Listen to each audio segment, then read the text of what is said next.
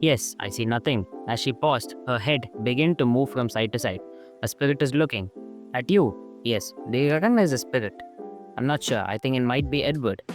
Edward had died during the previous year. Edward was truly ubiquitous. He seemed to be always around her. What did the spirit look like? Just white, like the lights. He had no face. Not like we know it, but I know it's he. Was he communicating at all with you? No, he was just watching.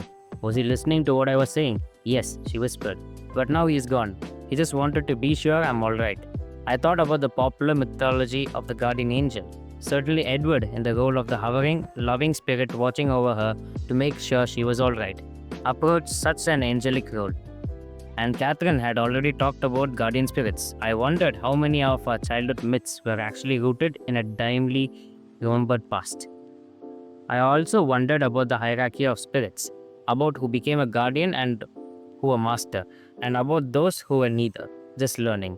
There must be a gradations based upon wisdom and knowledge, with the ultimate goal that of becoming godlike and approaching perhaps merging somehow with God. This was a goal that mystic theologians had described in aesthetic terms over the centuries. They had glimpses of such divine union. Short of such personal experience, vehicles such as Catherine with her extraordinary talent provided the best view.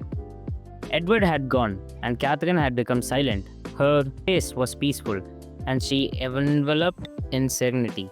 What a marvelous talent she possessed, the ability to see beyond life and beyond death, to talk with the gods, and to share their wisdom.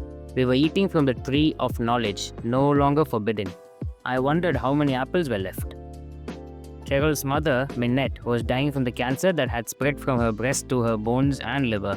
The process had been going on for 4 years and now could no longer be slowed down by chemotherapy. She was a brave woman who stoically endured the pain and weakness, but the disease was accelerating and I knew that her death was approaching. The sessions with Catherine were going on simultaneously and I shared the experience and revelations with Minette. I was mildly surprised that she, a practical businesswoman, readily accepted this knowledge and wanted to learn more. I gave her the books to read, and she did so avidly. She arranged for and took a course with Carol and me in Kabbalah, the Jewish mythical writings that are centuries old.